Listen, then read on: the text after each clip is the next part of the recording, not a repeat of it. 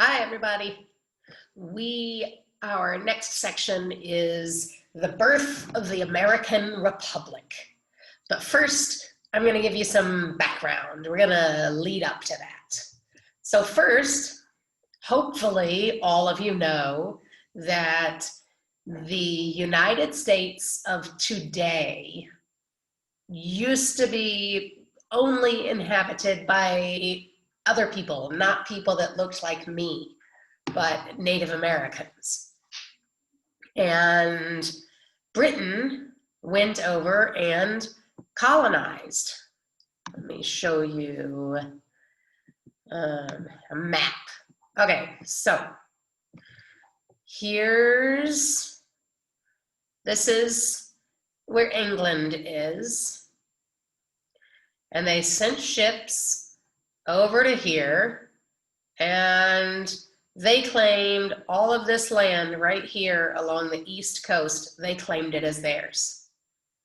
But never mind the people that were actually living there already. Who cares about them? This belongs to us now.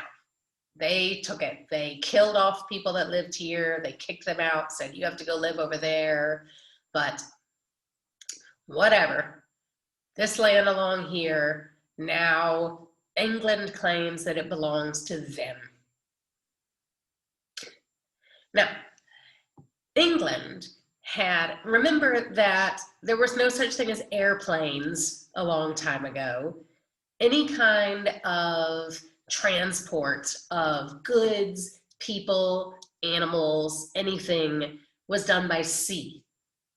England had ports all along here. A port is where a ship can pull in. All along here, they had ports down here in Central and South America. They had ports all around here. And if you go all the way down, oops, sorry, my map is going crazy and I don't know why. I don't know what's happening. What's happening? Okay, so all the way over here to India, England also had ports here.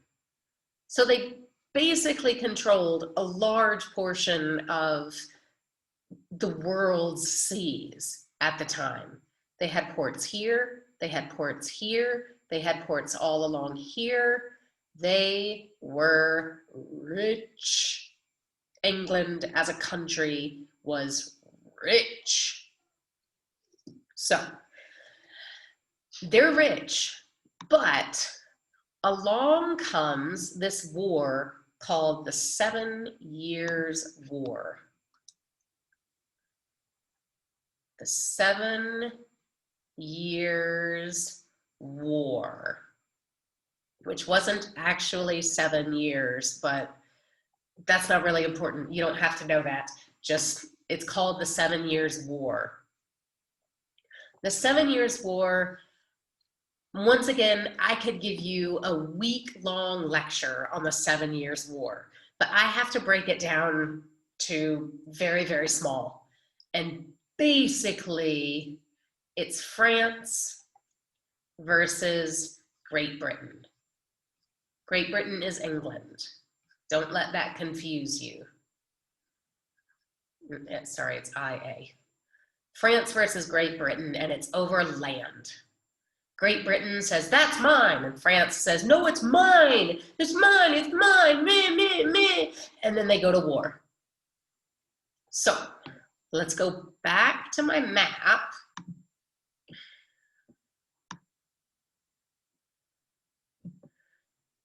I told you that this part right here belongs to England.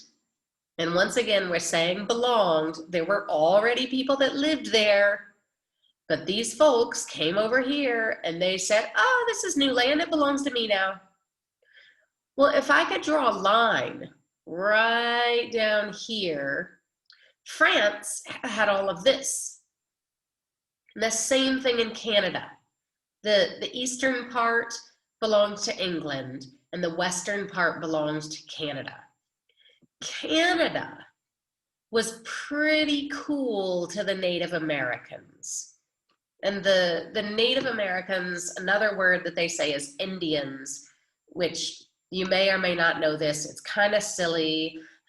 When Christopher Columbus sailed from Spain to the Americas, he thought he had gone all the way, or he thought he had left from here and gone all the way around the world and back around and it hit India. Because nobody knew this was here. They thought this was all the land there was.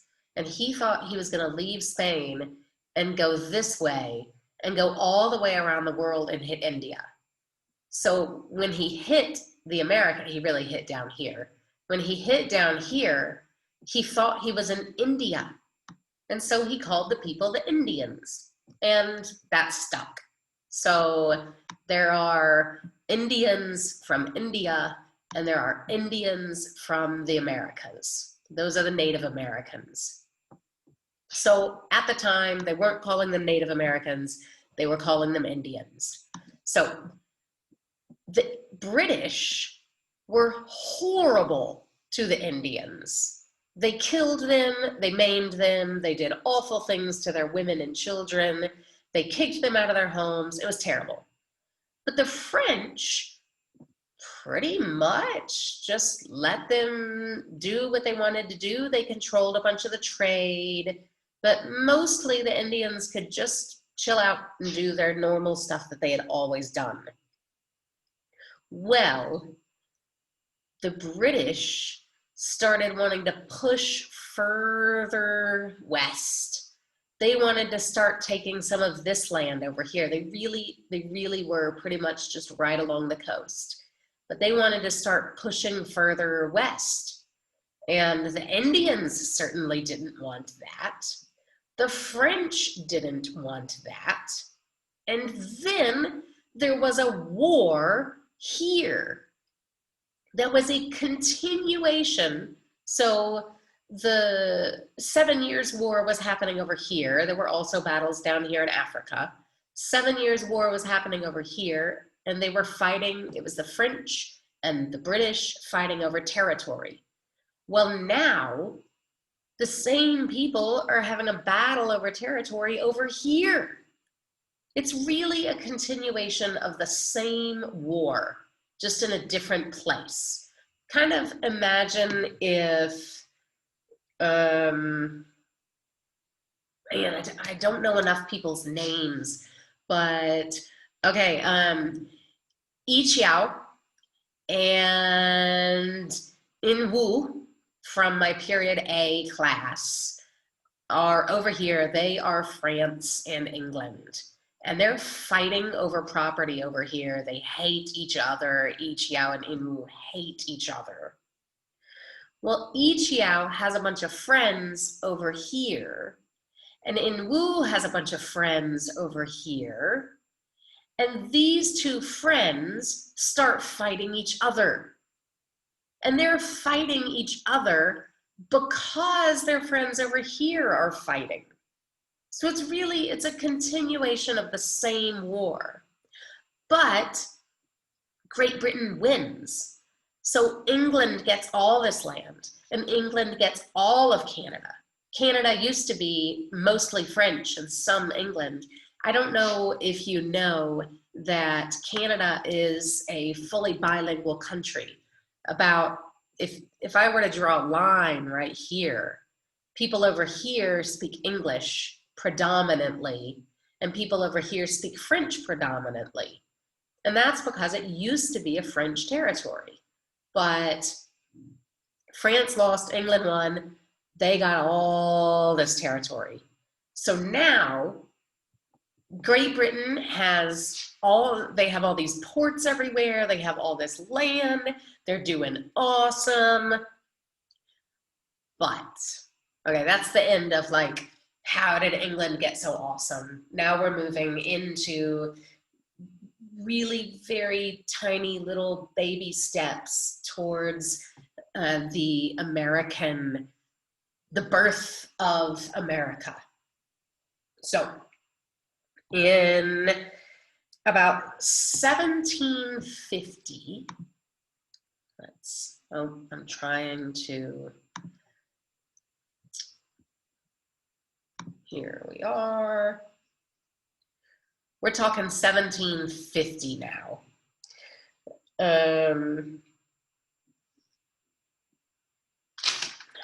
Where are we? Yeah, okay, sorry, I'm looking at my notes. About 1750, and Britain had sent colonists to the Americas as early as the year 1600. So they've been colonies since, we're talking people from England originally, like their ancestors from England, had been living in the American colonies for 150 years. Like, how old was your great, I mean, how old did people live? Back then, people only lived maybe 40 years. So this is your mom's mom. Your family had been in the Americas that long.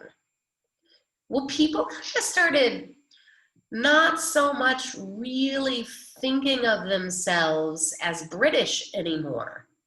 They weren't British people living in the Americas. They were beginning to think of themselves more as like, this is where I'm from.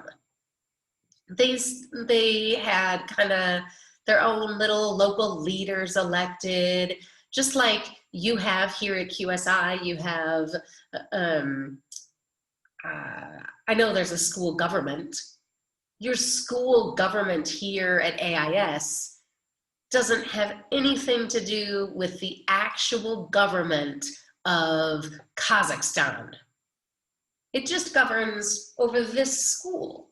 And if the school government were to do something, I don't know, really bad, the government of Kazakhstan would come in and say, you can't do that. Well, that's kind of like what it was like in the colonies. They had elected their own little informal leaders of, this guy John is our community leader, and all the colonies had kind of done that. But there were problems because mercantilism was still big. So England controlled all trade with the colonies.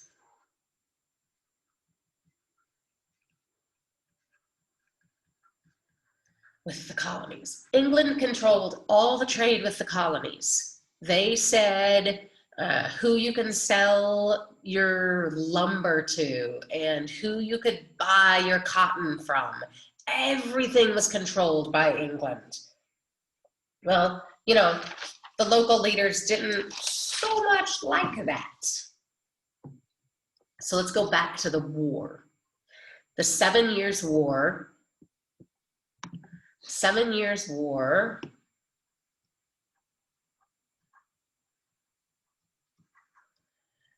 Also, the French and Indian War. I just can't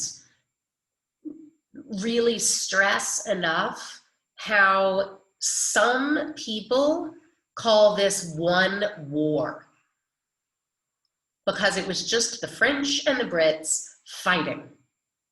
Some of their fighting was done in Africa, some of their fighting was done in Europe, some of their fighting was done in the Americas.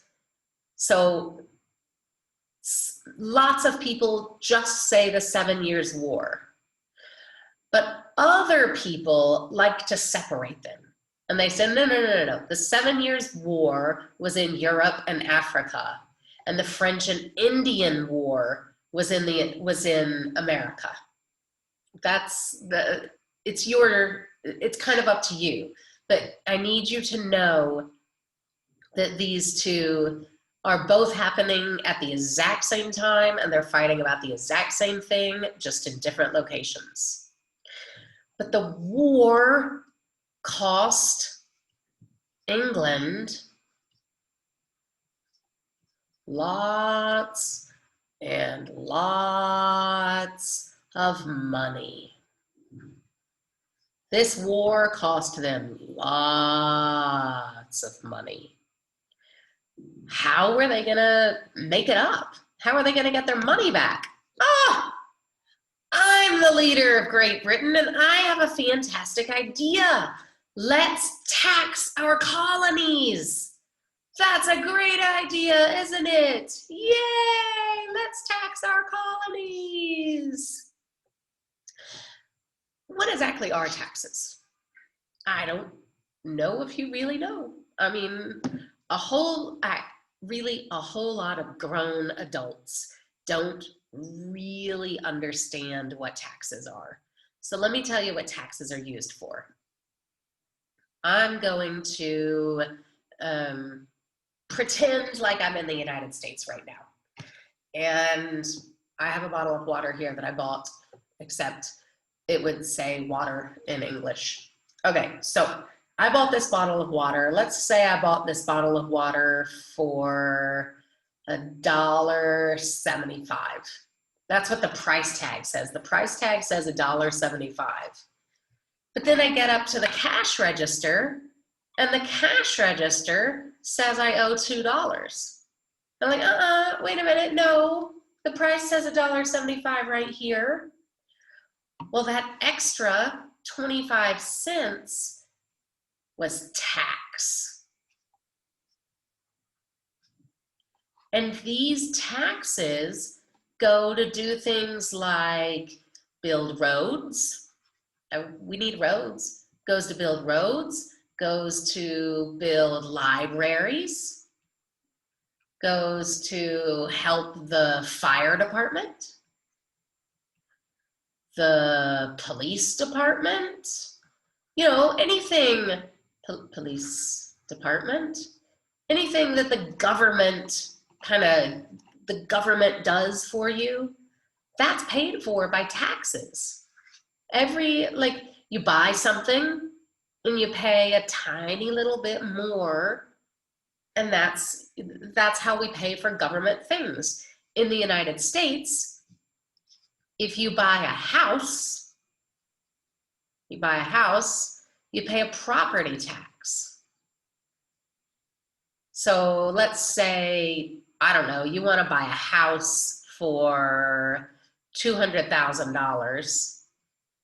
In the end, you're going to end up actually paying $210,000. And that $10,000 goes to local schools. Property taxes fund schools in the US. So that's what taxes are for. That was a little sidebar because I have to tell you what taxes are about. So Great Britain was broke because of the 7 Years' War, and their brilliant idea for how they were going to make their money back was by taxing the colonies. So they did new taxes. They passed an act called the Sugar Act. And what the Sugar Act did was it put an import tax on sugar. Now, everyone wants sugar. Think in your life, think of today. How many times have you eaten sugar today? And I don't mean you put sugar into something. Every time you've eaten anything that tasted just a little bit sweet, did you have sweet tea? Did you have sugary cereal for breakfast? Did you drink a Coca-Cola? Anything with sugar in it. We all want sugar. And to import something means to bring it in. So England, the colonies were free to, there weren't really phones, but the colonies were free to call up England and say, hey, England, we're out of sugar. Will you bring sugar over? And they send a ship over and the sugar shows up. But then suddenly, instead of that sugar costing, I don't know, $1, they said, oh, now your sugar costs $1.50. And that tax, that 50-cent tax, didn't do anything for the colonies. It didn't help the colonies at all. That 50-cent tax went back to England to help make England better. Then they passed the Stamp Act. And the Stamp Act it taxed newspapers and pamphlets.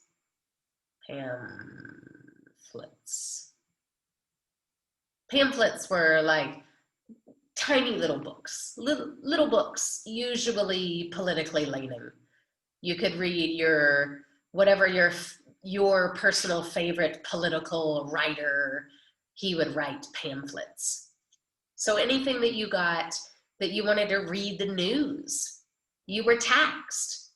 And that tax didn't go to help the colonies. That tax went back to help build roads and school buildings, and everything that the government does went back to help England. All right, so there was this slogan of people like colonists that were angry about this had a slogan that said, no taxation without representation. This is so important. You really need to know this. No taxation without representation. What does that mean, Mrs. Givens? So, representation, they mean in the government. They were colonists. They had no say whatsoever in the government. They had no control at all.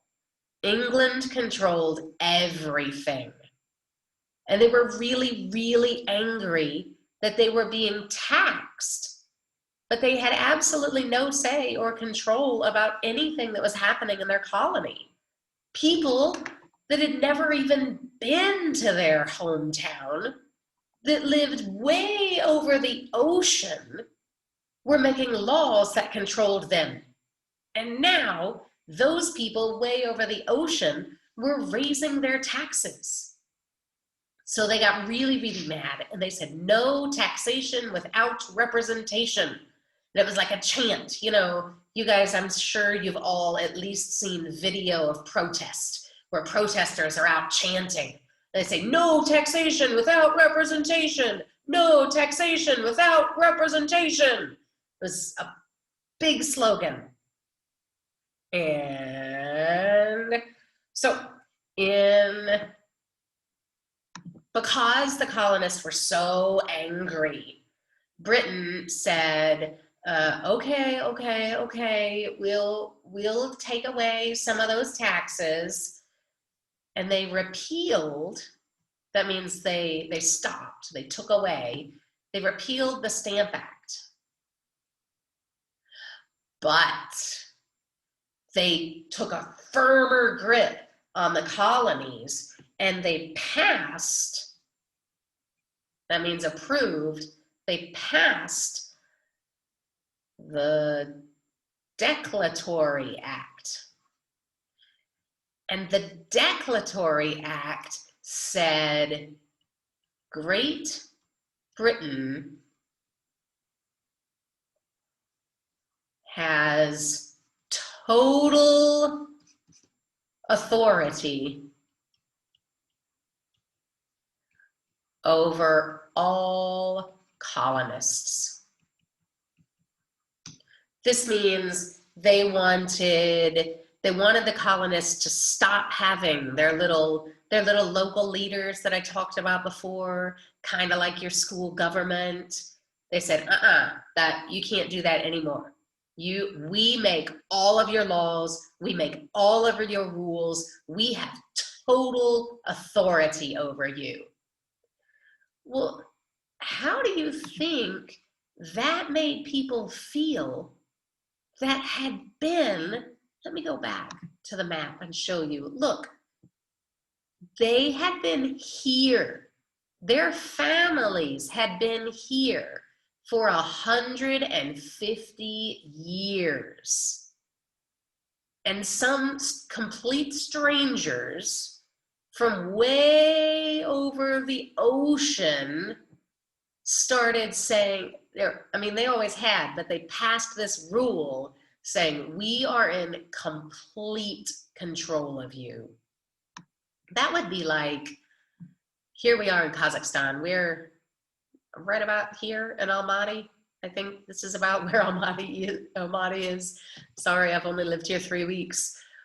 What if someone all of a sudden tomorrow, someone from over here in Morocco says, I'm the person that's going to make all the rules, all the laws and all the rules in your city of Almaty.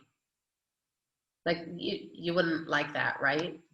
That's what it felt like for them. They had been, sure, they were a colony of Great Britain. Everybody knew that, but it had been so long, and they had been living there on their own like forever. They had kind of made their own rules and stuff. And now Great Britain was saying, we have total authority over you. That made some people really mad. So let's go back to my whiteboard. In 1770, this is important. In fact, let me stop for just 1 second. Anytime I ever write a date, it's important. If I just say it, that's important too. If I say it, I'm saying it for a reason. But if I write a date, you need to know that date.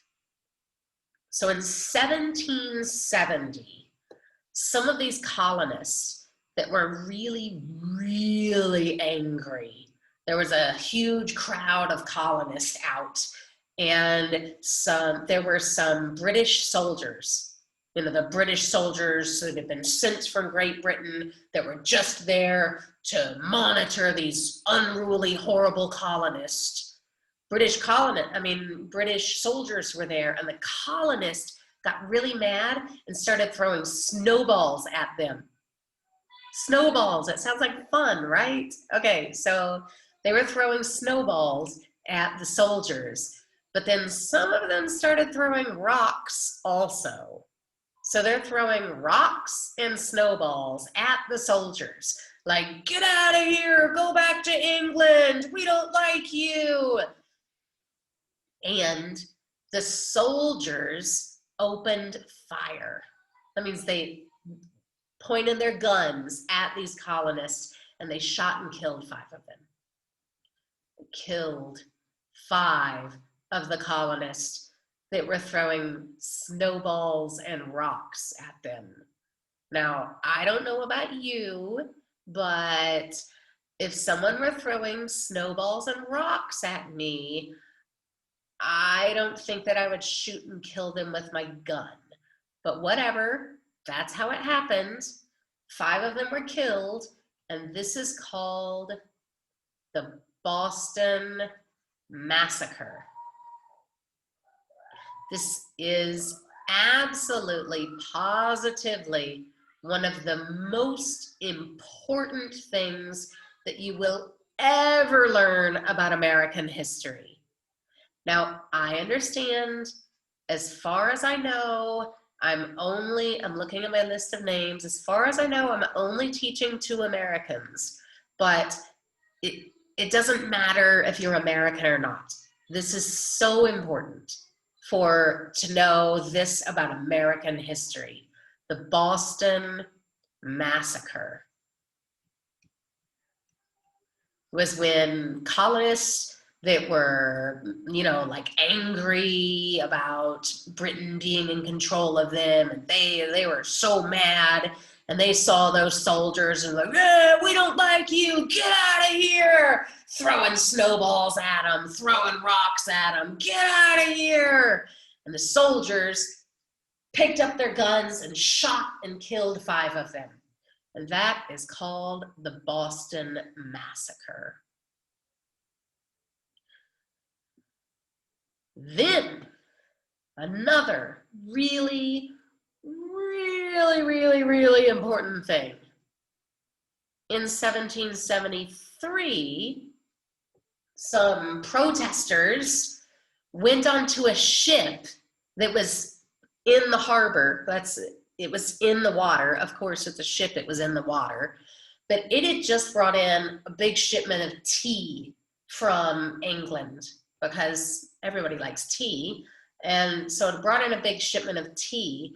And these protesters threw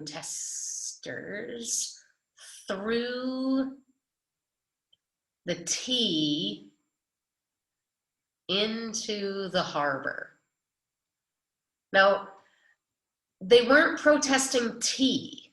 It didn't really have anything to do with the tea. They weren't protesting tea. They were protesting the tax. They were protesting the tax on the tea. They threw it into the harbor, and that became the Boston Tea Party. It's funny. It's supposed to be funny. Like they were having a party throwing this tea into the ocean.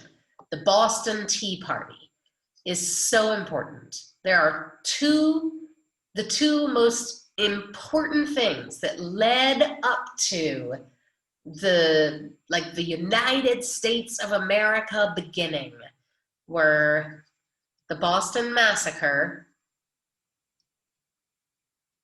and the Boston Tea Party. This was in 1770, and this one in 1773. Now,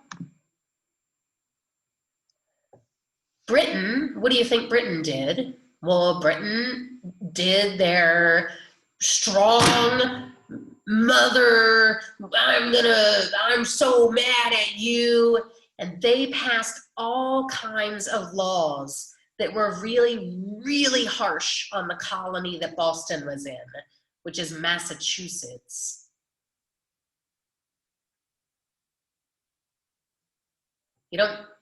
If you're American and watching this, then it's Massachusetts. But really, for the rest of you, Massachusetts is a state now. It's one of the 50 states. And Boston is a city in Massachusetts.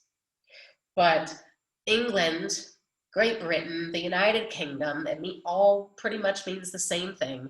They made all these laws that were really, really strong laws against Massachusetts. They were coming down hard on them because they were so mad at those protesters. But then what happened was all their friends, all their buddies, the other colonies came to their support.